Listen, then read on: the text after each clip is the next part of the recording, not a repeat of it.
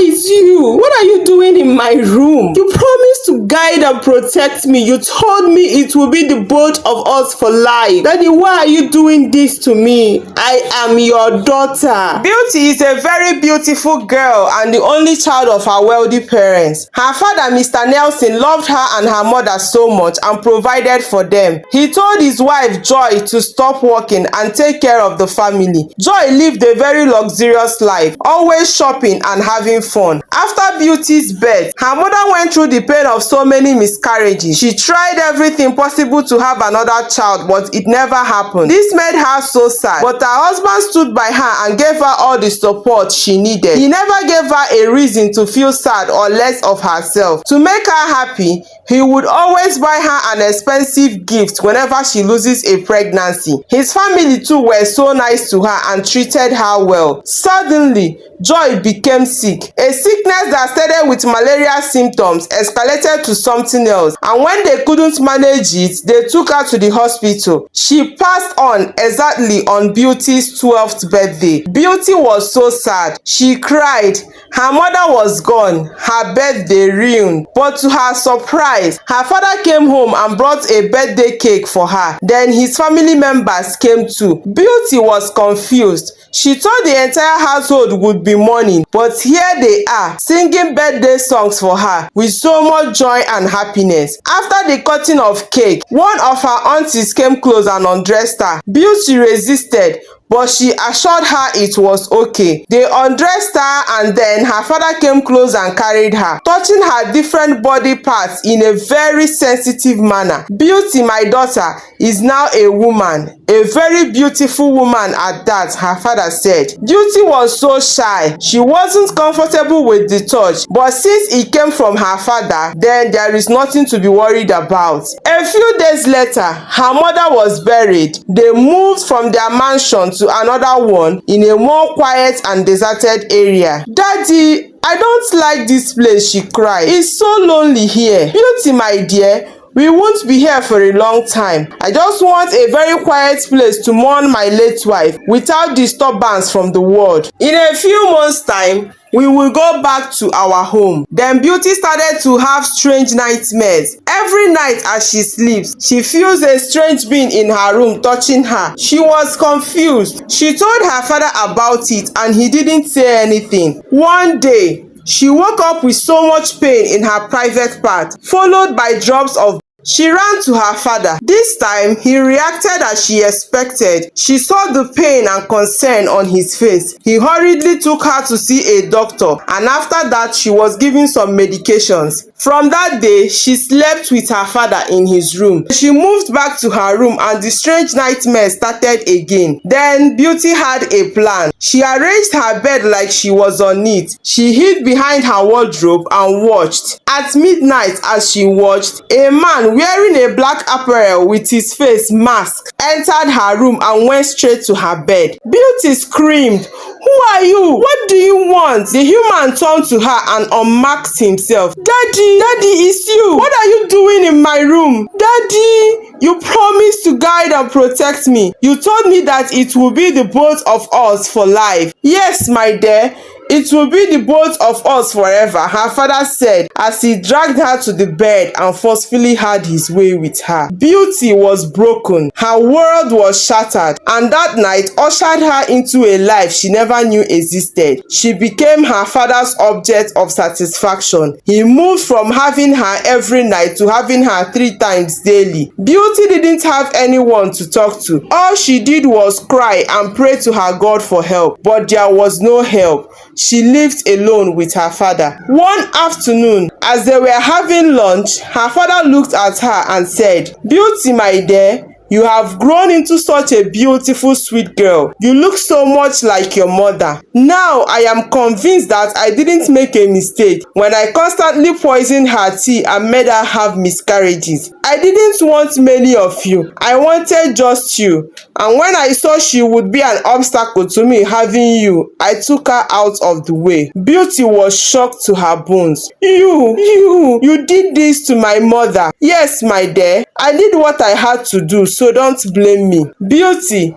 Now that you are 16, I think it's time for you to give me what your mother couldn't give me, a son. Beauty couldn't believe her ears. I am doomed. I am finished, she cried. Daddy, why are you hurting me so bad? Why are you doing all this to me? I am your daughter and I am just 16. How am I supposed to carry a pregnancy at 16 years? Beauty, you don't have to worry too much, her father said. Your mother was 18 when I married her. She was young, but her parents never cared. All they wanted was to get her into this wealthy home and become a part of my family's wealth. After our wedding, your mother was so carried away by the rich and expensive lifestyle that I offered that she never paid attention to important things like asking what I do for a living and how I got so much money. She never asked and I never told her. So my dear, you need to give me a son that will stand as a sacrifice for more money and wealth for my family. I can't disappoint them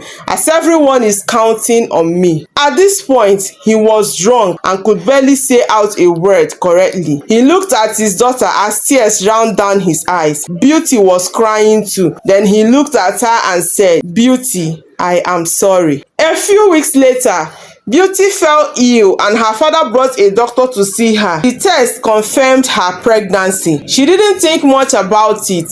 It is what it is. This is her life now, pregnant for her father at 16 years. One thing that baffled Beauty is how none of her aunties and grandma have come to see them since they moved into the mansion. But she usually hears her father talking to them on the phone and telling them that they are fine. Beauty summoned the courage and asked her father for a caregiver. She was tired of doing everything by herself with her pregnancy. Her father obliged her and brought a caregiver for her. Beauty was disappointed when her father came home with Peter and introduced him to her as her caregiver. She had wanted a female caregiver, at least someone she could freely talk to and pour out her heart. But then her father made sure she never had the chance to stay alone with Peter and have any form of discussion with him. He warned her seriously never to ever say anything to him or else she would be gone. Beauty noticed how Peter looked at her, how he would spend hours staring at her from his room. Beauty became scared because those were the same looks she was getting from her father while her mother was still alive. Then came some little acts of kindness from Peter that lifted her spirit and gave her a ray of hope. He would randomly hug her whenever he gets the slightest opportunity. He smiles at her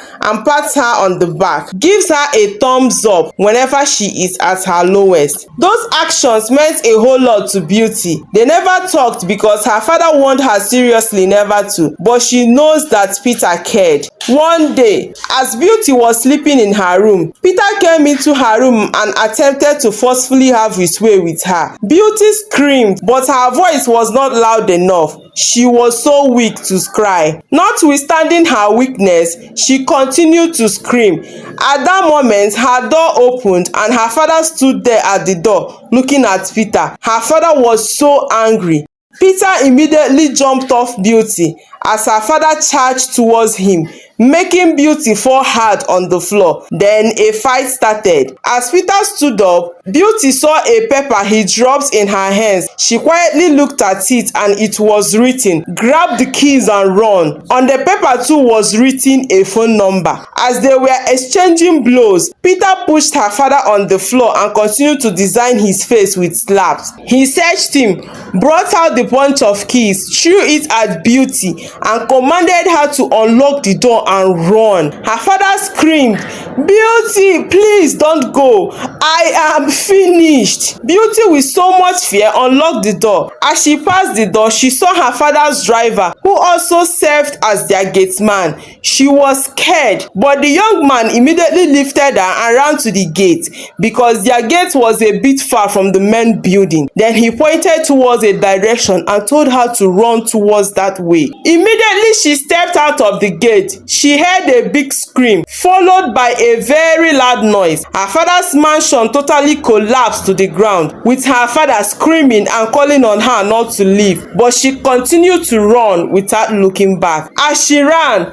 She saw a woman and her face looked familiar. "Beauty, Beauty!" the woman screamed. "Auntie Mercy!" Beauty cried and passed out. She was severely bleeding. Auntie Mercy immediately carried Beauty into her car and rushed her to the hospital. Beauty woke up after a few hours with severe pains all over her body.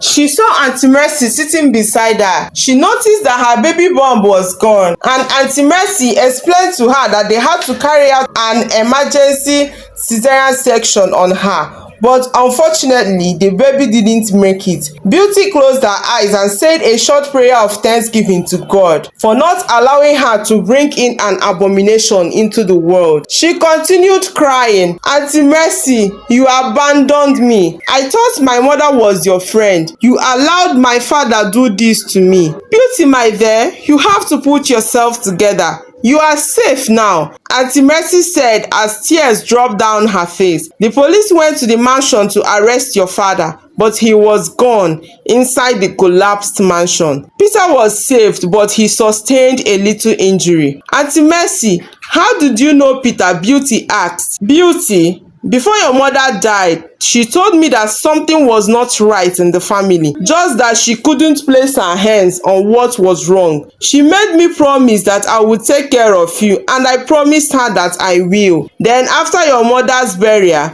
you and your father were nowhere to be found.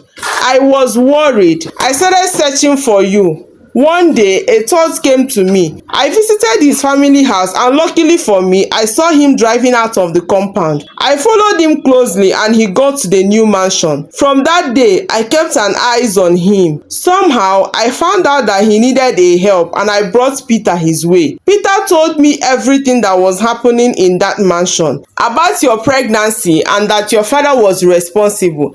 Then it made sense about all the fears your mother had before she died. The police have arrested your father's family and they will pay for their crime." Beauty's tragic experience stands as a reminder of the lasting consequences of her father's choices. Though she sought therapy in an attempt to heal, the trauma of what she endured remained with her forever, shaping her life in ways she could never escape. Her pain underscores the importance of emotional well-being and the irreversible harm that can be caused by selfish, immoral actions. Moral lesson. The story teaches that greed and selfishness is destructive. Pursuing wealth and power at the expense of moral values can lead to tragic outcomes, harming not only the person seeking it but also the lives of those around them. The collapse of the mansion symbolizes how greed can cause everything built on it to fall apart, and how actions driven by harmful desires